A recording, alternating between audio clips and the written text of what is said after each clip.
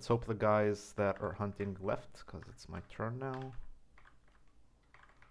Seems like it. Oh. Should have actually started my audiobook and popped the booster.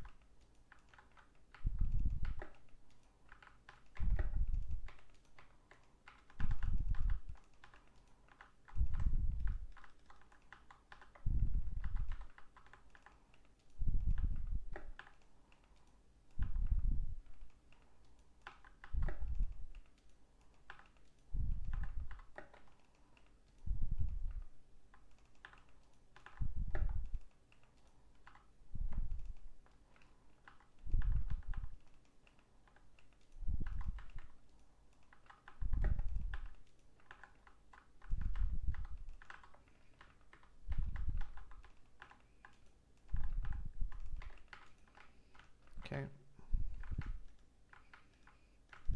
Let's take care of business. Ah, I see, he said. A birthing in strange circumstances. But is that what the problem was, or was that what the solution will be? Squeak, said the Death of Rats. Quite so, said Death. You may very well be right. I do know that the midwife will never tell me. The Death of Rats looked surprised. Squeak? Death smiled. Death? Asking after the life of her child? No, she would not. Excuse me, said the Raven, but how come Miss Og became Mrs. Og? Sounds a bit of a rural arrangement, if you catch my meaning. Witches are matrilineal, said Death. They find it much easier to change men than to change names. He went back to his desk and opened a drawer. There was a thick book there bound in night. On the cover, where a book like this might otherwise say Our Wedding or Acme Photo Album, it said Memories. Death turned the heavy pages carefully. Some of the memories escaped as he did so, forming brief pictures in the air before the page turned and then went flying and fading into the distant, dark corners of the room. There were snatches of sound, too, of laughter, tears, screams, and, for some reason, a brief burst of xylophone music which caused him to pause for a moment. An immortal has a great deal to remember. Sometimes it's better to put things where they will be safe. One ancient memory, brown and cracking around the edges, lingered in the air over the desk. It showed 5 figures, 4 on horseback, 1 in a chariot, all apparently riding out of a thunderstorm. The horses were at a flat gallop. There was a lot of smoke and flame and general excitement. Ah, the old days, said Death, before there was this fashion for having a solo career. Squeak, the Death of Rats inquired. Oh yes, said Death. Once there were 5 of us. 5 horsemen. But you know how things are. There's always a row, creative disagreements, rooms being trashed, that sort of thing. He sighed. And things said that perhaps should not have been said. He turned a few more pages and sighed again. When you needed an ally and you were Death, on whom could you absolutely rely? His thoughtful gaze fell on the teddy bear mug. Of course, there was always family. Yes. He'd promised not to do this again, but he'd never got the hang of promises. He got up and went back to the mirror. There was not a lot of time. Things in the mirror were closer than they appeared. There was a slithering noise, a breathless moment of silence, and a crash like a bag of Skittles being dropped. The Death of Rats winced. The raven took off hurriedly. Help me up, please, said a voice from the shadows. And then please clean up the damned butter. Tick. This desk was a field of galaxies. Things twinkled. There were complex wheels and spirals brilliant against the blackness. Jeremy always liked the moment when he had a clock in pieces, with every wheel and spring carefully laid out on the black velvet cloth in front of him. It was like looking at time dismantled, controllable, every part of it understood. He wished his life was like that. It would be nice to reduce it to bits, spread them all out on the table, clean and oil them properly, and put them together so that they coiled and spun as they ought to. But sometimes it seemed that the life of Jeremy had been assembled by a not very competent craftsman who had allowed a number of small but important things to go ping into the corners of the room. He wished he liked people more, but somehow he could never get on with them. He never knew what to say. If life was a party, he wasn't even in the kitchen. He envied the people who made it as far as the kitchen. There would probably be the remains of a dip to eat, and a bottle or 2 of cheap wine that someone had brought along that'd probably be okay if you took out the drowned cigarette stubs. There might even be a girl in the kitchen, although Jeremy knew the limits of his imagination. But Jeremy never even got an invitation. Clocks now. Clocks were different. He knew what made clocks tick. His full name was Jeremy Clockson, and that was no accident. He'd been a member of the Guild of Clockmakers since he was a few days old, and everyone knew what that meant. It meant his life had begun in a basket on a doorstep.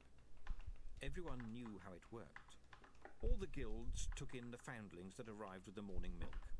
It was an ancient form of charity, and there were far worse fates. The orphans got a life, and an upbringing of a sort, and a trade, and a future, and a name. Many a fine lady or master craftsman or city dignitary had a telltale surname like Ludd, or Dowie, or Pune, or Clockson. They'd been named after trade heroes or patron deities, and this turned them into a family, of a sort. The older ones remembered where they came from, and at Hogswatch they were free with donations of food and clothing to the various younger brothers and sisters of the basket. It wasn't perfect, but then what is? So Jeremy had grown up healthy and rather strange, and with a gift for his adoptive craft that almost made up for every other personal endowment that he did not possess. The shop bell rang. He sighed and put down his eyeglass. He didn't rush, though. There was a lot to look at in the shop. Sometimes he even had to cough to attract the customer's attention. That being said, sometimes Jeremy had to cough to attract the attention of his reflection when he was shaving. Jeremy tried to be an interesting person. The trouble was that he was the kind of person I'll have who, to having pause decided 1 to be second an to join interesting him. person, would first That's try to find a fine, man. book called I'm How just to Be watching. An Interesting Person. Yeah, 1 Then second. see Let me what the see related how courses we're were. gonna do this. He was puzzled Yeah. that people seemed to think he was a boring conversationalist. It's a bit Why, crowded for me he to could right talk click about on him. all kinds of clock. Mechanical clocks, magical clocks, water clocks, fire clocks, floral clocks, candle clocks, sand clocks, cuckoo clocks. Join. Okay, there we go. Ashevian beetle clocks. But for some reason, he always ran out of listeners before he ran out of Obviously, clocks. the way He stepped back you're into doing his shop things, you know, and luring, or, you know, just keep luring and luring and sorry to killing have it, kept you, he said. killing, you know, attacking a little bit at a time. And two trolls had You taken know, up positions just inside the door. because I mean, Their dark obviously, if you glasses stood still and huge, tried to, ill-fitting black suits. But Yeah, the if I stay still, I can't basically stay still. I have to keep moving, when he saw Jeremy, and I loot on the next lap always what I killed on the previous. yeah, that's what I kind of figured. which I may mean, have you've only explained the trolls. wasted Long black hair 557K. cascaded over her shoulders, and her face was made up so That's pale nothing that it for was you. No, actually, I didn't waste 557k. It's a miscalculation because I used a whatchamacallit. I used a manganese elixir to duplicate my rings. I'm gonna have to actually reset it. There were quite a few in the city now, and the prudent ones This is actually massively profit, so probably could afford Oh coats yeah, like I that. can see that. I can see that it's. I mean, I've seen your post She said. She had turned in away from the the glass guild dome. chat. Oh, yes. Yeah, The you Hersheybian making- lawyer beetle you has a very wasting consistent daily routine, said Jeremy. maybe a I only million, keep it just for, under a million, interest. but you're How making. very 4 or 5, so 3 to 4 maybe She extended actually. a black gloved hand, Yeah. palm down. We So, I are mean- Myria Lejean. And right now we're going duo ED, which isn't ideal because we get a very small party bonus, but still. Ancient men at the Clockmakers Guild Yeah. had spent a long time teaching him how to relate to people before giving it up in despair. But some things had stuck. Her ladyship But it does increase my XP per hour by like 1 KK raw. The lady does not. Oh, he wants me to do the other side, I guess. It said in a Okay. reverberating whisper. She I mean, are I got my- not a I got 281 last kinda night. person, Level? Yeah, said Jeremy. Nice. I had, But It's a enough of start. This, perhaps, said Lady yeah. Lejean. I mean, I stepping had back. 20% to You go, make so I went clocks, and we... to the There was a Ormond. jingling noise from Jeremy's shirt Forest. pocket. He pulled 'Cause I out don't a have large watch. access to the If fire that was feather chiming the hour, serpents you yet. are fast, said the woman. You know, I don't, the The other night, you Tessa might helped find me it a good idea to do one of the put quests. your hands over your ear. You know, It was 3 where you o'clock, got to collect and the every 5 clock skulls. struck it at once. I don't think I've ever done it. Hour I mean beat the the fire candle thing clock, serpent. the water I clocks know that and it's a world change, isn't it? Bells clanged, gongs banged, Yes and chimes no. tinkled, and the Hersheybian lawyer If you beetle kill turned a 2,000 of somersault. the fire The feathered trolls had sea clapped their serpent, huge hands over their ears, but it Lady Lejean causes a merely world stood with change her hands where on you her have hips. rogue core. Oh, I see. So it's a triggered world change. Yeah, All and correct, we if you- see, when you- she said. if you What? kill 2,000 He'd been of the rogue thinking, cores perhaps a before vampire then. server You set, keep all your clocks at the right it'll- time, said Lady Lejean. it'll trigger You're back very to the fire particular about that, fire Mr. Jeremy. serpents. If A not, clock that doesn't at tell the server right save, time it'll is switch back to wrong, the said Jeremy. serpents. Now he was wishing she'd go away. Her eyes were worrying him. He'd heard about people But having you- grey you know, eyes. dear and her eyes non-rogue were grey, Core like the eyes area. of a I mean, time. You got regular cores, so you know, decent XP, not very good loot. After I got about 10% off, I went back up to the western surface of Ormond and just hunted there for a few more percent. You're an EK, right? Yeah. Did you try hunting pirates? Because for your level it should be pretty good, both XP and profit.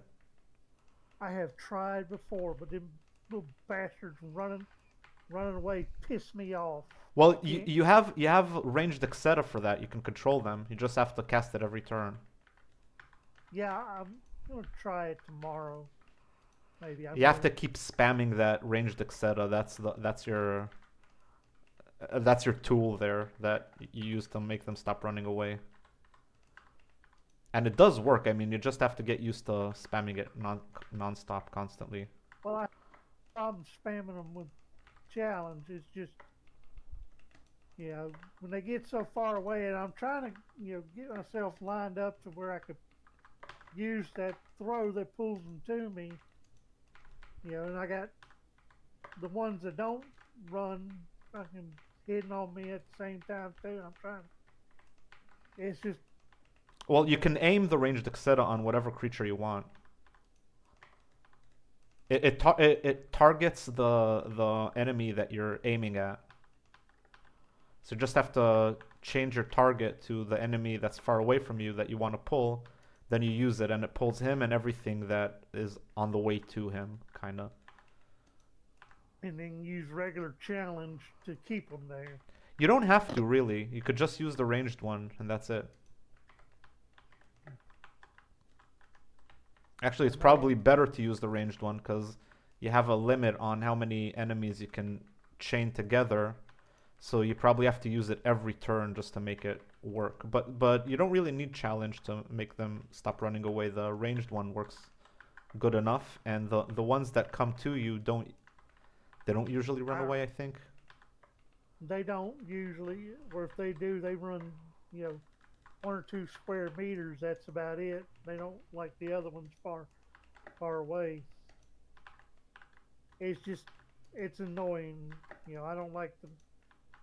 I kind of like, you know, when they're in red, I like them to, you know, if I'm overwhelmed, I like having them run away. But when I'm not being overwhelmed and they're in red and running away makes it a pain. Or running away, period, and still being able to attack. That's what I like about demons and hell spawns. You know, they don't run. Yeah, they don't run, but running away, I mean, once you learn how to take care of them running away, then the rest is just child's play. You could literally just farm them and they barely do any damage to you. And the rewards are pretty good because the XP there is really nice, relatively speaking, and the loot there is really nice. Not even relatively speaking. I know I can do it because Fluff. You know, I mean, Floof, he's several levels below me. Yeah, but he hasn't really hunted them too much yet, as far as I know. He doesn't have access to the main part where you hunt them. I don't either. I had started the quest some time ago. I tried doing more, but you know, when I got into those hallways, you know, having 4 or 5 of the distance ones attacking me at once was, you know, eating up my HP. Well, the whole idea is that you survive by using leeching and healing yourself, which is usually enough. So that you don't even have to use any health potions throughout the entire hunt, or maybe 1 or 2 at most. Well, I don't have leech on, you know, anything. I don't have all the. You probably need. What weapon type do you use? For those, I would use Taggart Blade. Oh, so you're a sword fighter, right? Okay, that's what I meant. Yeah. So yeah, Taggart Blade is pretty good, but how many imbue slots does it have? It's got 2, I believe. Hang on. Yeah, then that's not as ideal. Well, I'm only level 281, so. Yeah, but you could use weapons that are level 250, because Fluff is only level. Can't even use those. But I believe that the two-handed destruction weapons come with 3 slots, and they're for level 200.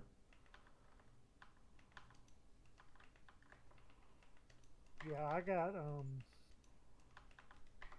1 blade of destruction. Yeah, but is that the one-handed or the two-handed? It's one-handed. Yeah, so those usually come with 2 slots. But if you have 3 slots, you could have 2 life leech imbues and 2 mana leech imbues, and then you should be good. Both in terms of like keeping your mana up all the time and not needing to use any potions to heal yourself. You should be kind of okay with healing, provided that your skills are, I guess, good enough to manage I mean, as long as your skills aren't total shit, is basically what I'm trying to say. Well, I have 121 sword. Yeah, that should be good enough. My EK doesn't even have that yet. And I should have. In reality, I really should have better skills, but I don't know about that. My level 430k has worse skills than you. And I can manage to kill both them and Banuda -8 without wasting a single health potion. So it does boil down to equipment and imbues in the end. I usually use the. And I can't remember what it's called, but it's an earth protection thing. Armor. Well, they do mostly energy though.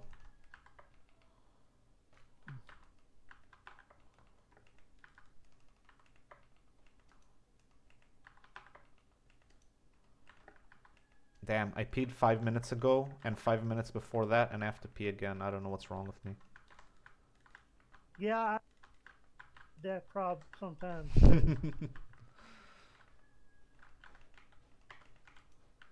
And it's a bit awkward during the hunt. Yeah, I imagine so.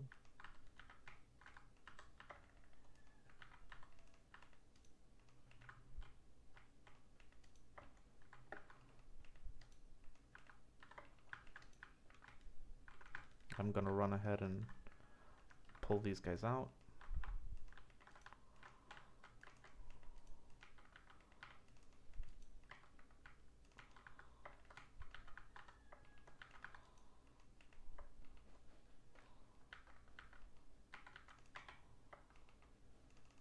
Oh, he just left me here. What a dick. It's a serious dick move because Nah, it's fine. It's fine. I mean, I've been practicing on surviving getting boxed by these creatures all day yesterday, and I should be good. So until now, I would often die if I was completely surrounded, but yesterday I've been practicing on what to do in that situation and kind of committing it to muscle memory so that if it does happen, I won't die. And I'm pretty confident that I'll be able to survive it if it happens.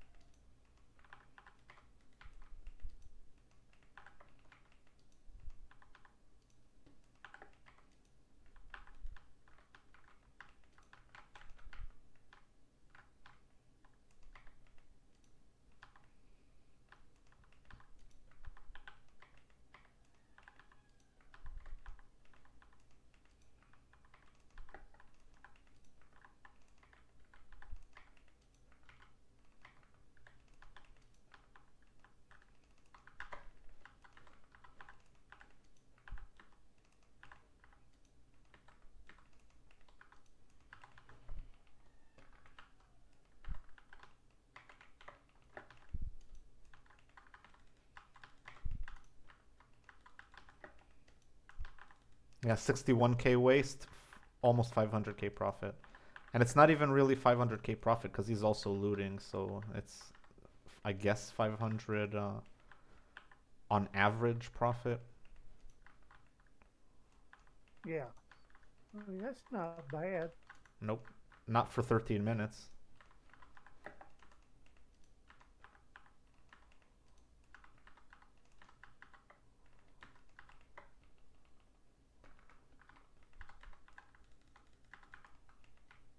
Yesterday, I've done this with a level 1.2 thousand MS, and we've been making close to 10 million raw per hour. So with a booster, it would be like 22 million per hour.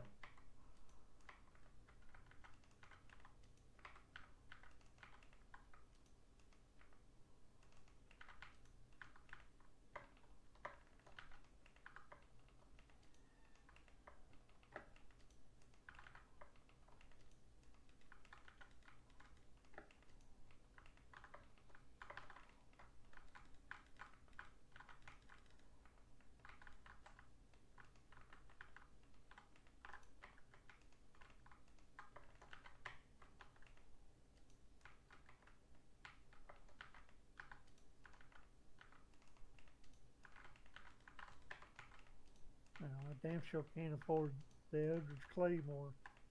That's $34 million. I ain't got that much. You will eventually, but it is a pretty decent weapon. There's new weapons coming out, so depending on their price, you might want to actually go for one of the newer weapons. Especially if you have issues like affording stuff, because there's going to be a one-handed fire weapon. Is the Claymore one-handed or two-handed? In front of two-handed. Oh. And the draining infrared Slayer, I know in the test is a energy weapon, I believe. The one-handed is a fire weapon, the sword. Fire. Yep, and so if you're looking for a fire weapon, just like the Claymore, then it would be. Wait, I have to tell him.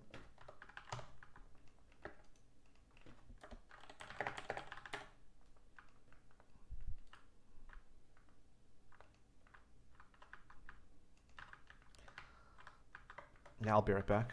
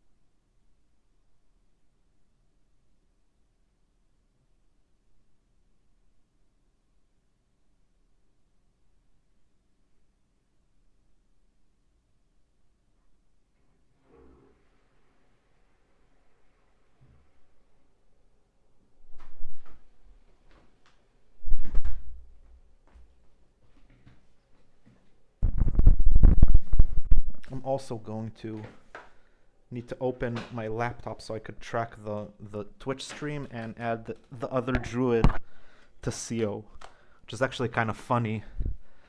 COing another druid, but you got to do what you got to do. Yeah.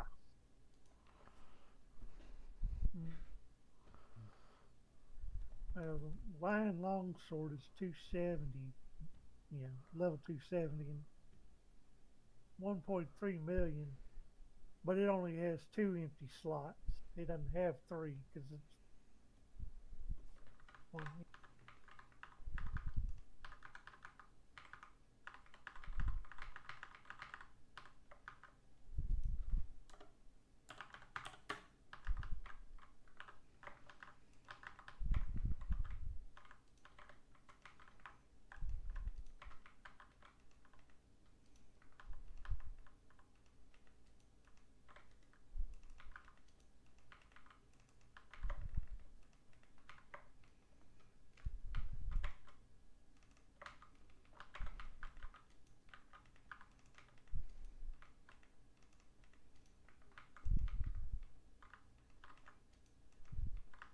We're indecisive. It's pretty bad that we're not communicating. Like we don't know which one of us should be pulling the leftovers and which should be pulling from the front.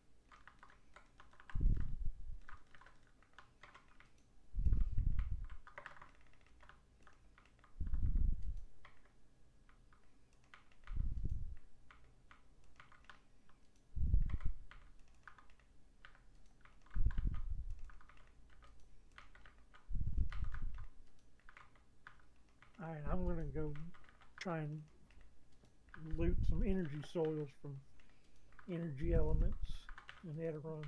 Thank you for streaming this on Discord so I could watch it for a little bit. No problem, dude. Anytime. Alright, Tola, I'll speak to you in game, and may the odds ever be in your favor. Good luck. Maybe you'll come away with 5 KK or more. Yeah, well, if we happen to get a fiendish, then that's possible. Yeah, see you later, dude. Alright, man.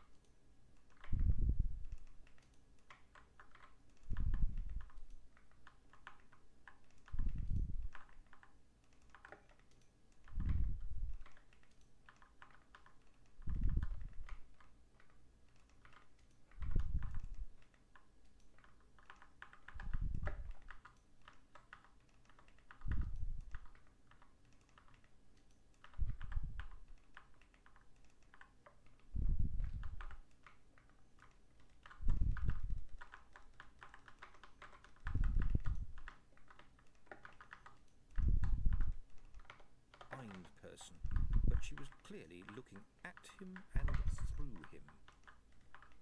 Yes, there was a little bit of trouble over that, wasn't there? Said Lady Lejeune. I don't know what you're at the Clockmakers Guild? Williamson, who kept his clock 5 minutes fast? And you... I'm much better now, said Jeremy stiffly. I have medicine. The guild was very kind. Now, please, go away. Mr. Jeremy, we want you to build us a clock that is accurate. All my clocks are accurate, said Jeremy, staring at his feet. He wasn't due to take his medicine for another 5 hours and 17 minutes, but he was feeling the need for it now. And now, I must ask, how accurate are your clocks? Better than a second in 11 months, said Jeremy promptly. That is very good? Yes, it had been very good. That was why the guild had been so understanding. Genius is always allowed some leeway, once the hammer has been pried from its hands and the blood has been cleaned up. We want much better accuracy than that. It can't be done. Oh, you mean that you can't do it? No, I can't. And if I can't, then neither can any other clockmaker in the city. I'd know about it. The woman was wrapped in an enormous and expensive white fur coat, which may have explained the trolls. Long black hair cascaded over her shoulders, and her face was made up so pale that it was almost the shade of the coat. She was quite attractive, thought Jeremy, Damn it. who was admittedly no judge whatsoever, but it was a monochromatic beauty. He wondered if she was a... You've come a long way, I'm thinking, she said, showing no surprise at the dark figure. That is true, Mrs. Ogg. Everyone who knows me calls me Nanny. She looked down at the melting snow dripping off the cloak. It hadn't snowed up here for a month. And it's urgent, I expect, she said, as memory unrolled. Indeed. And now you got to say you must come at once. You must come at once. Well now, she said, I'd say yes. I'm a pretty good midwife, though I do say it myself. I've seen hundreds into the world, even trolls, which is no errand for the inexperienced. I know birthing backwards and forwards and damn near sideways at times. Always been ready to learn something new, though. She looked down modestly. I wouldn't say I'm the best, she said, but I can't think of anyone better, I have to say. You must leave with me now. Oh, I must I? Said Mrs. Ogg. Yes. An edge witch thinks fast, because edges can shift so quickly. And she learns to tell when a mythology is unfolding, and when the best you can do is put yourself in its path and run to keep up. Righto, I'll just go and get... There is no time. But I can't just walk right out and... Now! Nanny reached behind the door for her birthing bag, always kept there for just such occasions as this, full of the things she knew she'd want, and a few of the things she'd always prayed she'd never need. Right, she said. She left. Tick. The kettle was just boiling when Nanny walked back into her kitchen. She stared at it for a moment, and then moved it off the fire. There was still a drop of brandy left in the glass by her chair. She drained that, then refilled the glass to the brim from the bottle. She picked up her pipe. The bowl was still warm. She pulled on it, and the coals crackled. Then she took something out of her bag, which was now a good deal emptier, and, brandy glass in her hand, sat down to look at it. Well, she said at last, that was very unusual. Tick. Death watched the image fade. A few flakes of snow that had blown out of the mirror had already melted on the floor, but there was still a whiff of pipe smoke in the air. Ah, I see, he said. A birthing in strange circumstances. But is that what the problem was, or was that what the solution will be? Squeak, said the Death of Rats. Quite so, said Death. You may very well be right. I do know that the midwife will never tell me. The Death of Rats looked surprised. Squeak? Death smiled. Death? Asking after the life of her child? No, she would not. Excuse me, said the Raven, but how come Miss Og became Mrs. Og? Sounds a bit of a rural arrangement, if you catch my meaning. Witches are matrilineal, said Death. They find it much easier to change men than to change names. He went back to his desk and opened a drawer. There was a thick book there, bound in night. On the cover, where a book like this might otherwise say Our Wedding or Acme Photo Album, it said Memories. Death turned the heavy pages carefully. Some of the memories escaped as he did so, forming brief pictures in the air before the page turned and then went flying and fading into the distant, dark corners of the room. There were snatches of sound, too, of laughter, tears, screams, and, for some reason, a brief burst of xylophone music which caused him to pause for a moment. An immortal has a great deal to remember. Sometimes it's better to put things where they will be safe. One ancient memory, brown and cracking around the edges, lingered in the air over the desk. It showed 5 figures, 4 on horseback, 1 in a chariot, all apparently riding out of a thunderstorm. The horses were at a flat gallop. There was a lot of smoke and flame and general excitement. Ah, the old days, said Death, before there was this fashion for having a solo career. Squeak? The Death of Rats inquired. Oh yes, said Death. Once there were 5 of us, 5 horsemen. But you know how things are. There's always a row, creative disagreements, rooms being trashed, that sort of thing. He sighed. And things said that perhaps should not have been said. He turned a few more pages and sighed again. When you needed an ally and you were Death, on whom could you absolutely rely? His thoughtful gaze fell on the teddy bear mug. Of course, there was always family. Yes. He'd promised not to do this again, but he'd never got the hang of promises. He got up and went back to the mirror. There was not a lot of time. Things in the mirror were closer than they appeared. There was a slithering noise, a breathless moment of silence, and a crash like a bag of Skittles being dropped. The Death of Rats winced. The Raven took off hurriedly. Help me up, please, said a voice from the shadows. And then please clean up the damned butter. Tick. This desk was a field of galaxies. Things twinkled. There were complex wheels and spirals brilliant against the blackness. Jeremy always liked the moment when he had a clock in pieces, with every wheel and spring carefully laid out on the black velvet cloth in front of him. It was like looking at time dismantled, controllable, every part of it understood. He wished his life was like that. It would be nice to reduce it to bits, spread them all out on the table, clean and oil them properly, and put them together so that they coiled and spun as they ought to. But sometimes it seemed that the life of Jeremy had been assembled by a not very competent craftsman who had allowed a number of small but important things to go ping into the corners of the room. He wished he liked people more, but somehow he could never get on with them. He never knew what to say. If life was a party, he wasn't even in the kitchen. He envied the people who made it as far as the kitchen. There would probably be the remains of a dip to eat, and a bottle or two of cheap wine that someone had brought along that'd probably be okay if you took out the drowned cigarette stubs. There might even be a girl in the kitchen, although Jeremy knew the limits of his imagination. But Jeremy never even got an invitation. Clocks now. Clocks were different. He knew what made clocks tick. His full name was Jeremy Clarkson, and that was no accident.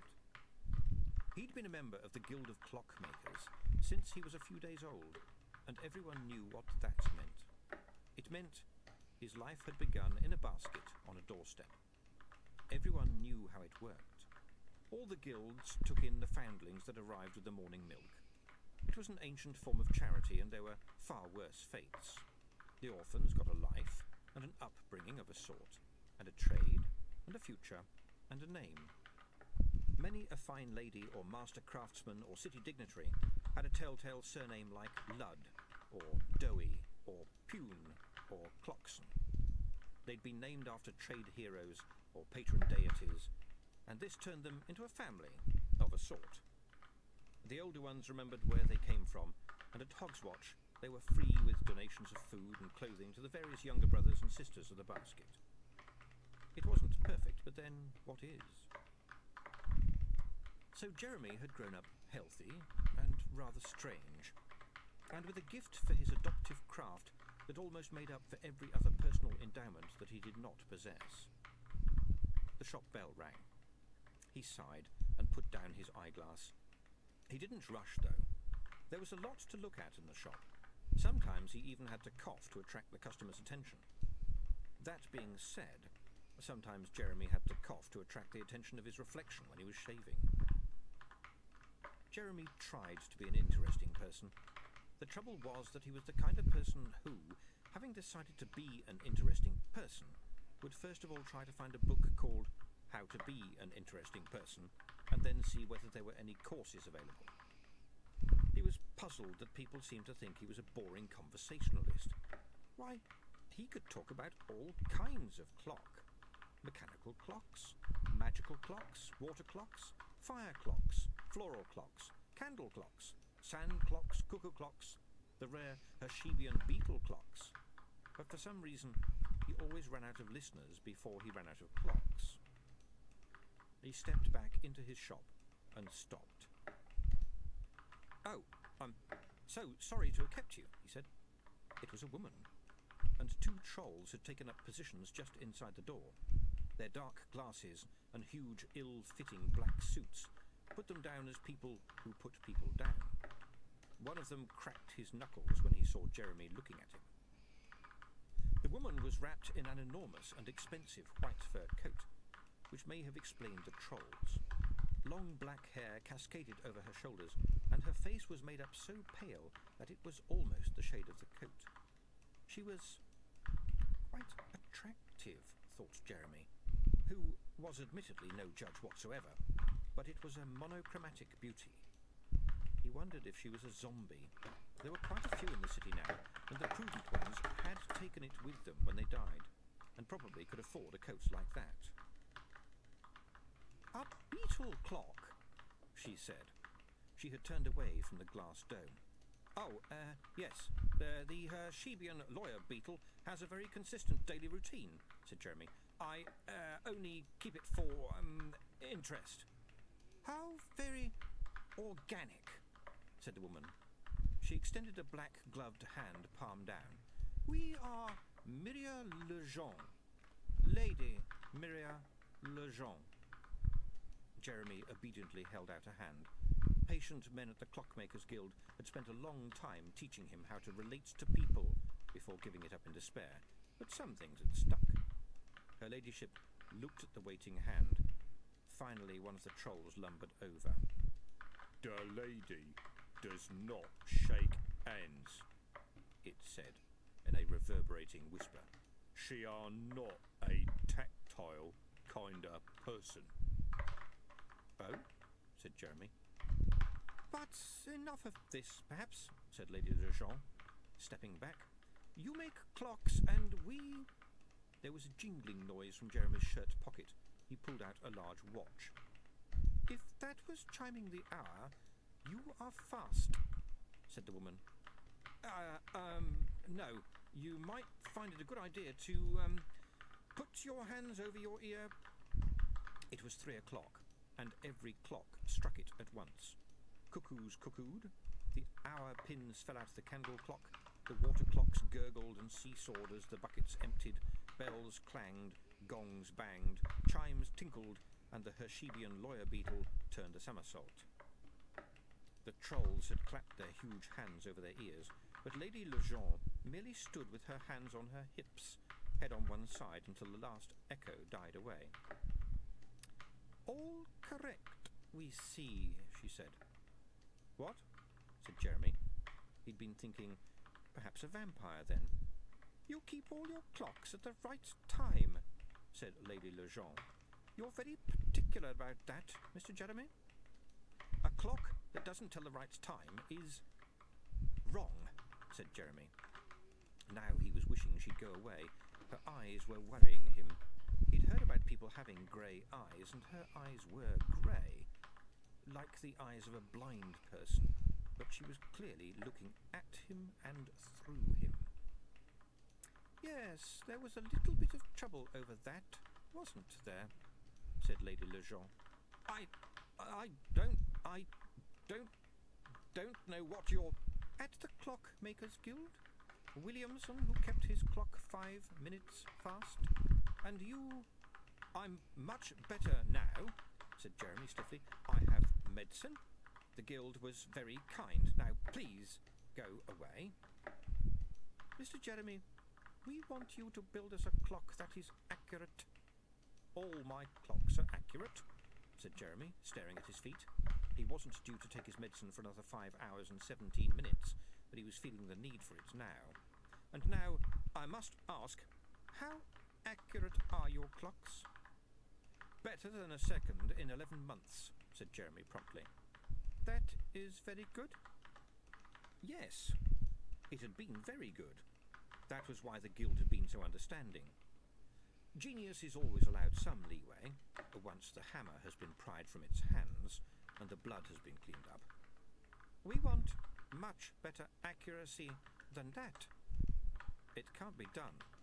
"Oh, you mean that you can't do it?" "No, I can't. And if I can't, then neither can any other clockmaker in the city.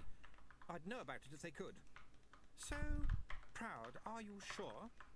"I'd know." And he would. He'd know for certain. The candle clocks and the water clocks, they were toys, which he kept out of a sort of respect for the early days of timekeeping, and even then he'd spent weeks experimenting with waxes and buckets, and had turned out primitive clocks that you could, well, very nearly set your watch by. It was okay that they couldn't be that accurate. They were simple organic things, parodies of time. They didn't grind across his nerves. But a real clock, well, that was a mechanism, a thing of numbers, and numbers had to be perfect. She put her head on one side again. "How do you test to that accuracy?" she said. They'd often asked him that in the guild, once his talent had revealed itself. He hadn't been able to answer the question then either, because it didn't make sense. You built a clock to be accurate. A portrait painter painted a picture. If it looked like the subject, then it was an accurate picture. If you built the clock right, it would be accurate. You didn't have to test it. You'd know. "I'd know," he said. We want you to build a clock that is very accurate. How accurate? Accurate. But I can only build to the limit of my materials, said Jeremy. I have developed certain techniques, but there are things like the vibration of the traffic in the street, little changes in temperature, that sort of thing. Lady Lejeune was now inspecting a range of fat, imp-powered watches. She picked one up and opened the back. There was the tiny saddle and the pedals, but they were forlorn and empty. No imps, she said. I keep them for historical interest, said Jeremy. They were barely accurate to a few seconds a minute, and they'd stop completely overnight. They were only any good if your idea of accuracy was around two-ish. He grimaced when he used the term. It felt like fingernails on a blackboard. How about Invar? Said the lady, still apparently inspecting the Museum of Clocks. Jeremy looked shocked. The alloy? I didn't think anyone outside the guild knew about that. And it is very expensive, worth a lot more than its weight in gold. Lady Lejeune straightened up. Money is no object, she said. Would Invar allow you to reach total accuracy? No, I already use it. It's true that it is not affected by temperature, but there are always barriers. Smaller and smaller interferences become bigger and bigger problems. It's Zeno's paradox. Ah, yes. He was the Ephebian philosopher who said that you couldn't hit a running man with an arrow, wasn't he? Said the lady. In theory, because... But Zeno came up with 4 paradoxes, I believe, said Lady Lejeune. They involve the idea that there is such a thing as the smallest possible unit of time. And it must exist, mustn't it? Consider the present. It must have a length, because one end of it is connected to the past, and the other is connected to the future. And if it didn't have a length, then the present couldn't exist at all. There would be no time for it to be the present in. Jeremy was suddenly in love. He hadn't felt like this since he'd taken the back off the nursery clock when he was 14 months old. Then, you're talking about the fabled tick of the universe, he said. And no gear cutter could possibly make gears that small. It depends on what you would call a gear. Have you read this? Lady Lejeune waved a hand at one of the trolls who lumbered over and dropped an oblong package on the counter. Jeremy undid it. It contained a small book. Grim Fairy Tales, he said. Read the story about the glass clock of Bart Shoeshine, said Lady Lejeune. Children's stories? Said Jeremy. What can they tell me? Who knows? We will call again tomorrow, said Lady Lejeune, to hear about your plans. In the meantime, here is a little token of our good faith. The troll laid a large leather bag on the counter. It clinked with the heavy, rich clink of gold. Jeremy didn't pay it a great deal of attention. He had quite a lot of gold. Even skilled clockmakers came to buy his clocks. Gold was useful because it gave him the time to work on more clocks. These earned him more gold. Gold was, more or less, something that occupied the space between clocks. I can also obtain Invar for you in large quantities, she said. That will be part of your payment, although I agree that even Invar will not serve your purpose. Mr. Jeremy, both you and I know that your payment for making the first truly accurate clock will be the opportunity to make the first truly accurate clock. Yes? He smiled nervously. It would be wonderful if it could be done, he said. Really, it would be the end of clockmaking. Yes, said Lady Lejeune. No one would ever have to make a clock again. Tick. This desk is neat. There is a pile of books on it, and a ruler. There is also, at the moment, a clock made out of cardboard. Miss picked it up. The other teachers in the school were known as Stephanie and Joan and so on, but to her class, she was very strictly Miss Susan. Strict, in fact. was a word that seemed to cover everything about Miss Susan, and in the classroom she insisted on the Miss in the same way that a king insists upon Your Majesty, and for pretty much the same reason. Miss Susan wore black, which the headmistress disapproved of but could do nothing about because black was, well, a respectable colour. She was young, but with an indefinable air of age about her. She wore her hair, which was blonde-white with one black streak, in a tight bun. The headmistress disapproved of that too. It suggested an archaic image of teaching, she said, with the assurance of someone who could pronounce a capital letter. But she didn't ever dare disapprove of the way Miss Susan moved, because Miss Susan moved like a tiger. It was, in fact, always very hard to disapprove of Miss Susan in her presence, because if you did, she gave you a look. It was not in any way a threatening look. It was cool and calm. You just didn't want to see it again. The look worked in the classroom too. Take homework. Another archaic practice the headmistress was ineffectually against. No dog ever ate the homework of one of Miss Susan's students, because there was something about Miss Susan that went home with them. Instead, the dog brought them a pen and watched imploringly while they finished it. Miss Susan seemed to have an unerring instinct for spotting laziness and effort too. Contrary to the headmistress's instructions, Miss Susan did not let the children do what they liked. She let them do what she liked. It had turned out to be a lot more interesting for everyone. Miss Susan held up the cardboard clock and said, "Who can tell me what this is?" A forest of hands shot up. "Yes, Miranda." "It's a clock, miss." Miss Susan smiled, carefully avoided the hand that was being waved by a boy called Vincent, who was also making frantically keen ooh, ooh, ooh, ooh noises, and chose the one behind him. "Nearly right," she said. "Yes, Samuel?" "It's all cardboard made to look like a clock," said the boy. "Correct. Always see what's really there. And I'm supposed to teach you to tell the time with this." Miss Susan gave it a sneer and tossed it away. "Shall we try a different way?" she said, and snapped her fingers. "Yes," the class chorused, and then it went, "Ah," as the walls, floor and ceiling dropped away and the desks hovered high over the city. A few feet away was the huge cracked face of the tower clock of Unseen University. The children nudged one another excitedly. The fact that their boots were over 300 feet of fresh air didn't seem to bother them. Oddly, too, they did not seem surprised. This was just an interesting thing.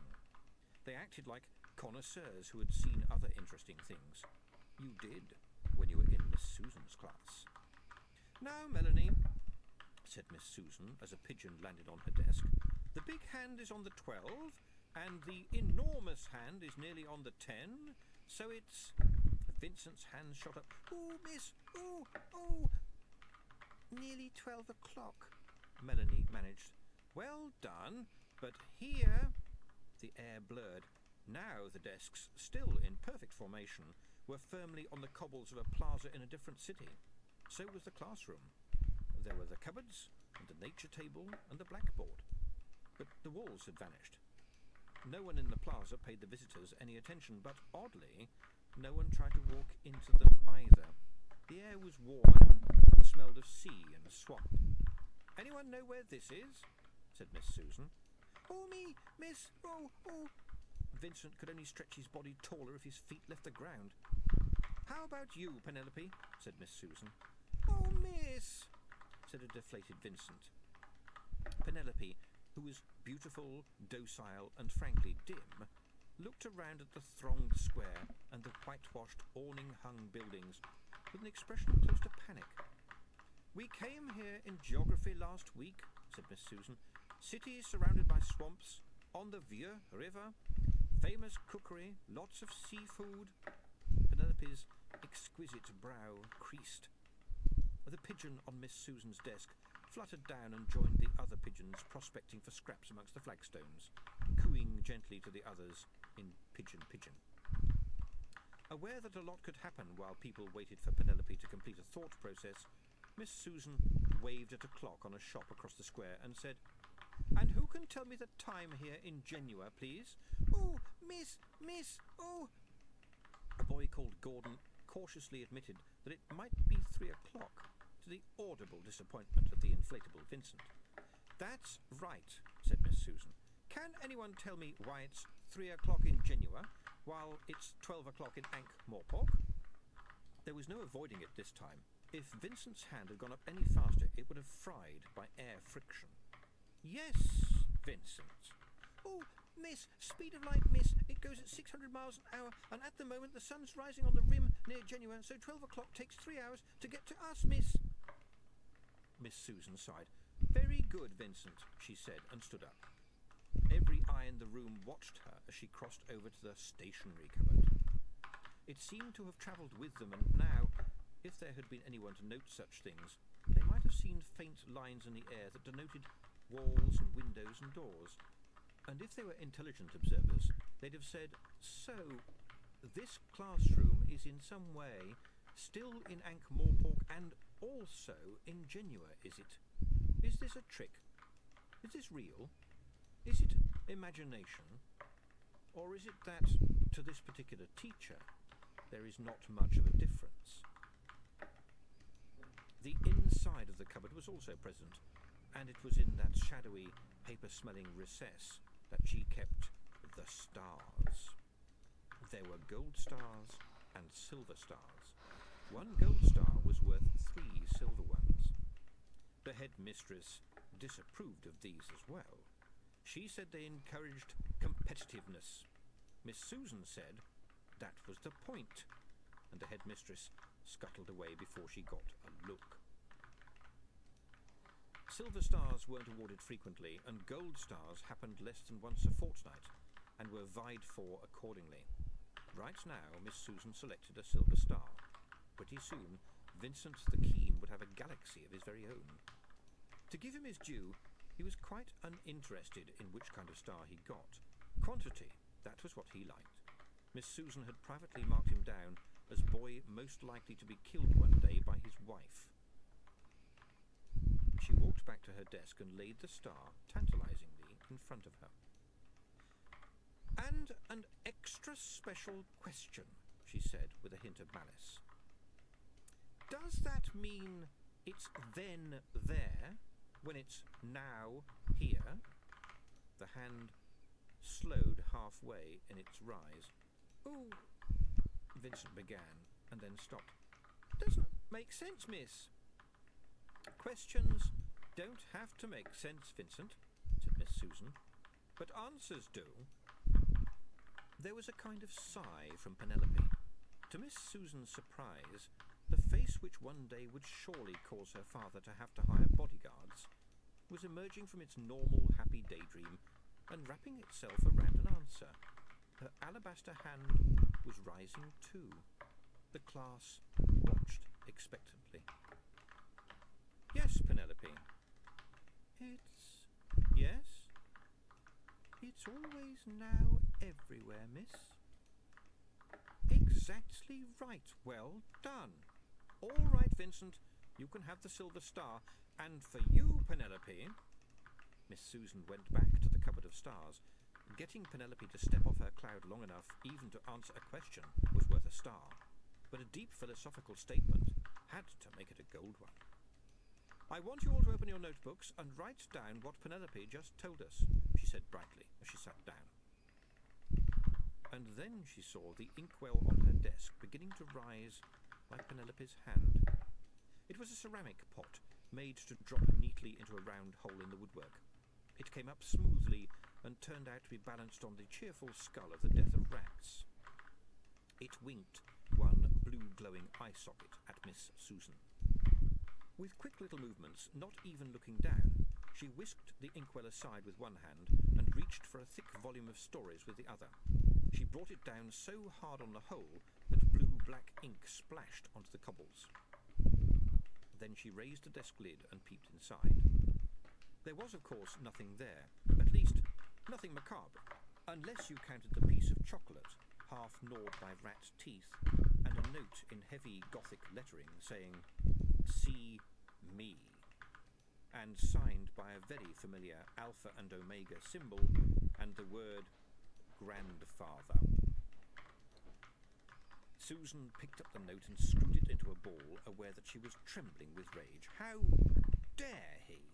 And to send the rat too. She tossed the ball into the waste paper basket.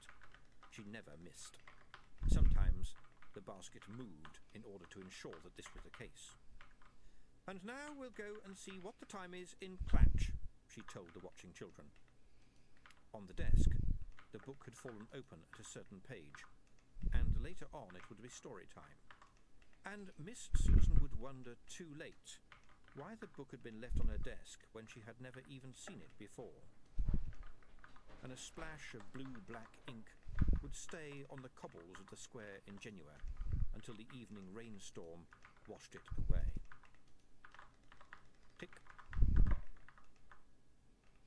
The first words that are read by seekers of enlightenment in the secret, gong-banging, yeti-haunted valleys near the hub of the world are when they look into the life of Wen the Eternally Surprised. The first question they ask is, why was he eternally surprised?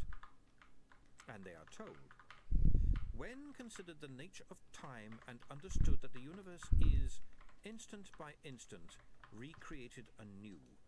Therefore, he understood, there is in truth no past, only a memory of the past. Blink your eyes, and the world you see next did not exist when you closed them. Therefore, he said, the only appropriate state of mind is surprise. The only appropriate state of the heart is joy. The sky you see now, you have never seen before. The perfect moment is now. Be glad of it.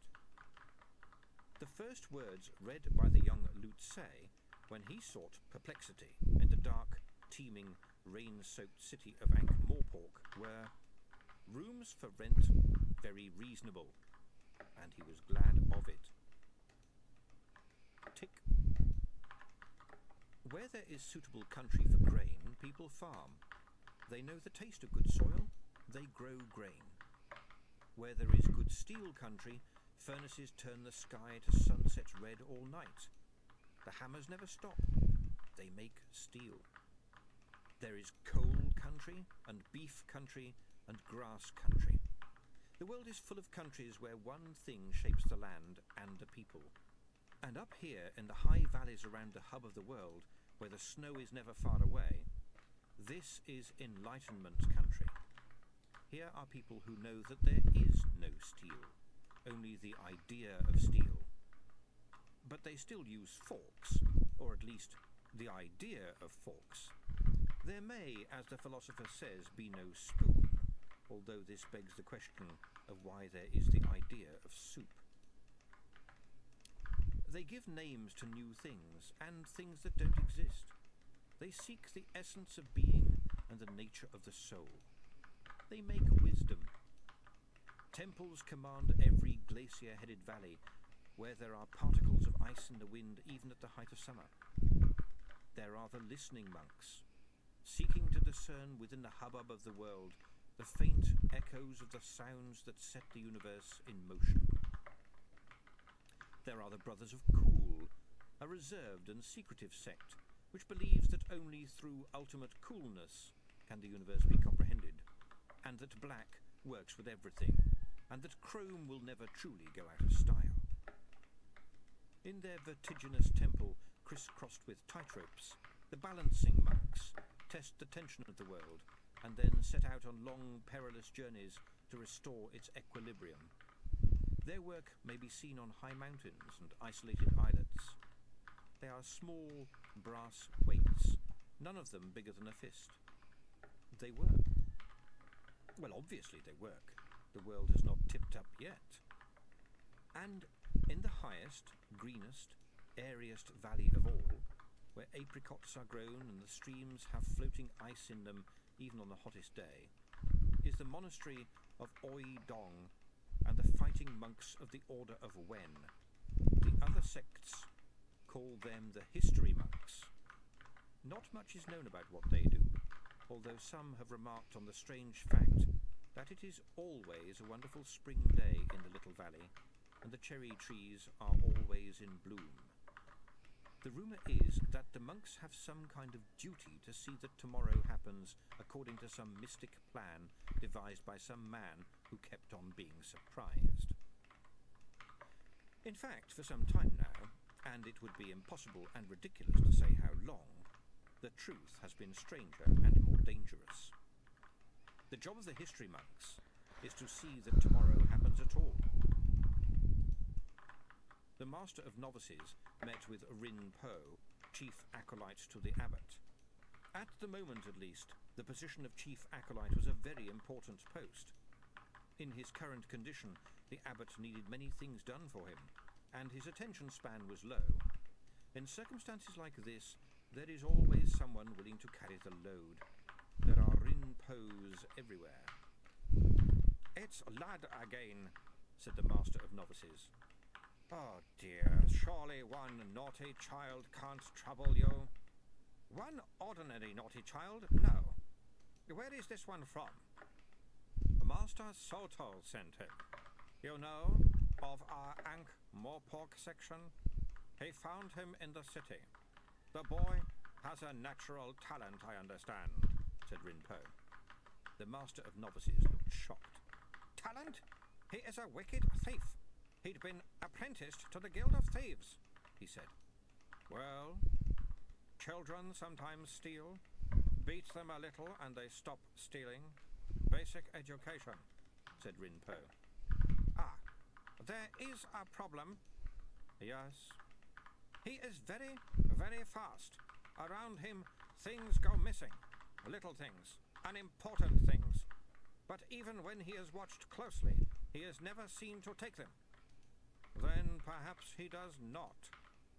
"He walks through a room and things vanish," said the Master of Novices. "He's that fast? It's just as well Soto did find him then. But a thief is...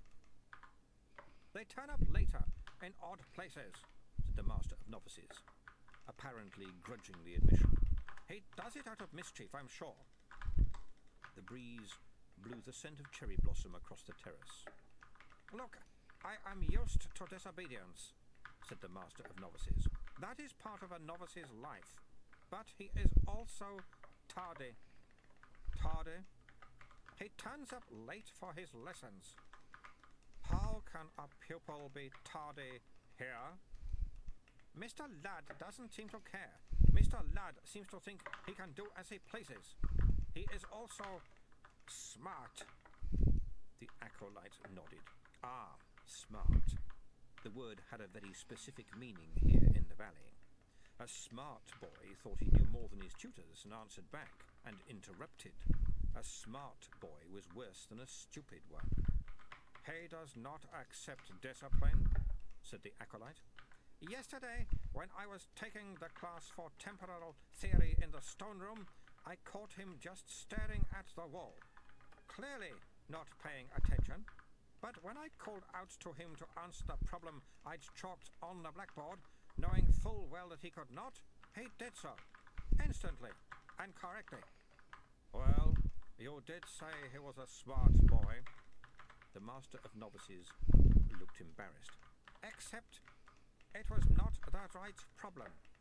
I had been instructing the 5th Gym field agents earlier and had left part of the test on the board.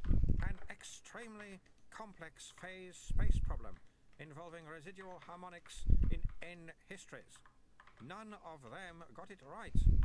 To be honest, even I had to look up the answer." "So I take it you punished him for not answering the right question?" "Obviously. But that sort of behavior is disruptive. Most of the time I think he's not all there. He never pays attention. He always knows the answers, and he can never tell you how he knows. We can't keep thrashing him. He is a bad example to the other pupils. There's no educating a smart boy." The acolyte thoughtfully watched a flight of white doves circle the monastery roofs. "We cannot send him away now," he said at last. "Soto said he saw him perform the stance of the coyote. That's how he was found. Can you imagine that? He'd had no training at all. Can you imagine what would happen if someone with that kind of skill ran around loose? Thank goodness Soto was alert. But he has turned him into my problem. The boy disrupts tranquility. Rinpo sighed. The Master of Novices was a good and conscientious man, he knew, but it had been a long time since he'd been out in the world. People like Soto spent every day in the world of time. They learned flexibility, because if you were stiff out there, you were dead. People like Soto. Now there was an idea. He looked towards the other end of the terrace, where a couple of servants were sweeping up the fallen cherry blossom. I see a harmonious solution, he said. Oh yes?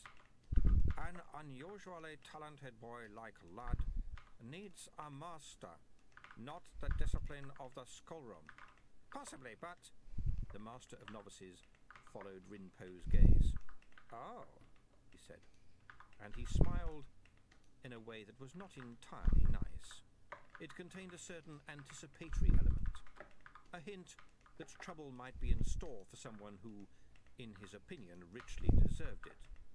A name occurs, said Rinpo. To me also, said the Master of Novices. A name I've heard too often, Rinpo went on.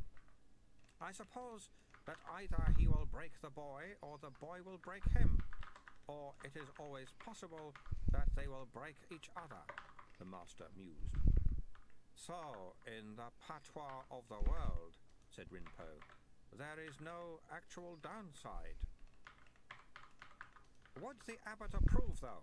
Said the Master, testing a welcome idea for any weak points. He has always had a certain rather tiresome regard for the sweeper. The abbot is a dear, kind man, but at the moment his teeth are giving him trouble, and he is not walking at all well, said Rinpo. And these are difficult times. I'm sure he will be pleased to accept our joint recommendation. Why, it's practically a minor matter of day-to-day affairs. And thus the future was decided. They were not bad men. They had worked hard on behalf of the valley for hundreds of years. But it is possible, after a while, to develop certain dangerous habits of thought. One is that, while all important enterprises need careful organization, it is the organization that needs organizing rather than the enterprise. And another is that tranquility is always a good thing. Tick.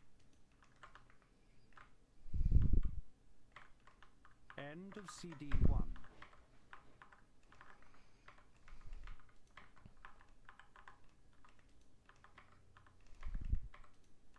Oh, I'm at a cap. CD 2. There was a row of alarm clocks on the table by Jeremy's bed. He did not need them, because he woke up when he wanted to. They were there for testing. He set them for 7 and woke up at 6:59 to check that they went off on time. Tonight he went to bed early, with a drink of water and the grim fairy tales. He had never been interested in stories at any age, and had never quite understood the basic concept. He'd never read a work of fiction all the way through. He did remember, as a small boy, being really annoyed at the depiction of Hickory Dickory Dock in a rag book of nursery rhymes, because the clock in the drawing was completely wrong for the period. He tried to read grim fairy tales. They had titles like How the Wicked Queen Danced in Red-Hot Shoes and The Old Lady in the Oven. There was simply no mention of clocks of any sort in any of them. Their authors seemed to have a thing about not mentioning clocks. The glass clock of Bart Shoeshine, on the other hand, did have a clock, of a sort. And it was odd. A wicked man. Readers could see he was wicked, because it said he was wicked right there on the page. Built a clock of glass, in which he captured time herself. But things went wrong because there was one part of the clock a spring that he couldn't make out of glass, and it broke under the strain. Time was set free, and a man aged 10,000 years in a second and crumpled to dust, and, not surprisingly in Jeremy's opinion, was never seen again. The story ended with a moral. Large enterprises depend upon small details. Jeremy couldn't see why it couldn't just as well have been it's wrong to trap non-existent women in clocks, or it would have worked with a glass spring. But even to Jeremy's inexperienced eye, there was something wrong with the whole story. It read as though the writer was trying to make sense of something he'd seen or been told and had misunderstood. And, although it was set hundreds of years ago, when even in Uberwald there were only natural cuckoo clocks, the artist had drawn a long-case clock of the sort that wasn't around even 15 years ago. The stupidity of some people. You'd laugh if it wasn't so tragic. He put the book aside and spent the rest of the evening doing a little design work for the guild. They paid him handsomely for this, providing he promised never to turn up in person. Then he put the work on the bedside table by the clocks. He blew out the candle. He went to sleep. He dreamed. The glass clock ticked. It stood in the middle of the workshop's wooden floor, giving off a silvery light. Jeremy walked around it, or perhaps it spun gently around him. It was taller than a man. Within the transparent case, red and blue lights twinkled like stars. The air smelled of acid. Now his point of view dived into the thing, the crystalline thing, plunging down through the layers of glass and quartz. They rose past him, their smoothness becoming walls hundreds of miles high, and still he fell between slabs that were becoming rough, grainy, full of holes. The blue and red light was here too, pouring past him, and only now was there sound. It came from the darkness ahead, a slow beat that was ridiculously familiar, a heartbeat magnified 1,000,000 times. Chum, chum. Each beat slower than mountains and bigger than worlds, dark and blood red. He heard a few beats, and then his fall slowed, stopped, and he began to soar back up through the sleeting light until the brightness ahead became a room. He had to remember all this. It was all so clear once you saw it, so simple, so easy. He could see every part, how they interlocked, how they were made. And now it began to fade. Of course, it was only a dream. He told himself that and was comforted by it. But he had gone to some lengths with this one, he had to admit. For example, there was a mug of tea steaming on the nearby workbench, and the sound of voices on the other side of the door. There was a knocking at the door. Jeremy wondered if the dream would end when the door was opened, and then the door disappeared and the knocking went on. It was coming from downstairs. The time was 6:47. Jeremy glanced at the alarm clocks to make sure they were right, then pulled his dressing gown around him and hurried downstairs. He opened the front door a crack. There was no one there. Down here, mister." Somewhere lower down was a dwarf. "Name of Clockson," it said. "Yes?" A clipboard was thrust through the gap. "Sign here where it says sign here, thank you. OK, lads." Behind him, a couple of trolls tipped up a handcart. A large wooden crate crashed onto the cobbles.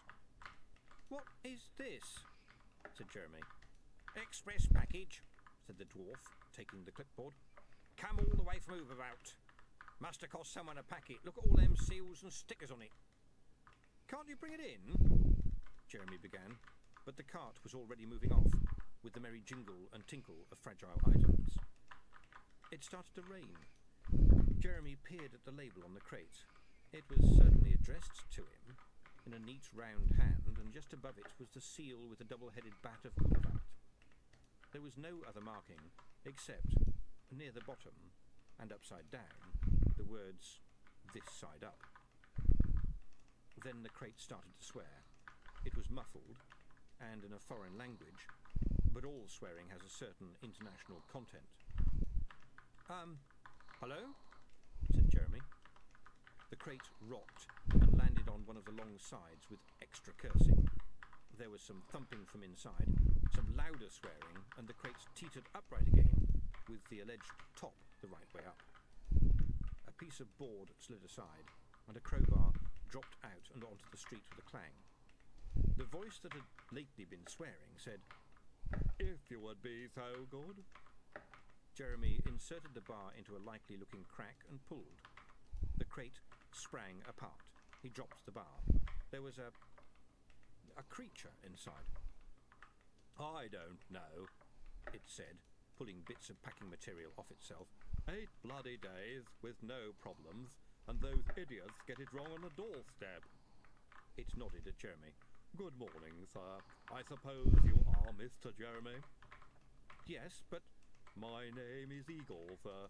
My credentials, sir." A hand like an industrial accident, held together with stitches, thrust a sheaf of papers towards Jeremy. He recoiled instinctively, and then felt embarrassed and took them. "I think there's been a mistake," he said. No mistake," said Igor, pulling a carpet bag out of the ruins of the crate. "You need an assistant, and when it comes to assistants, you cannot go wrong with an eagle. Everyone knows that. Could we go in out of the rain, sir?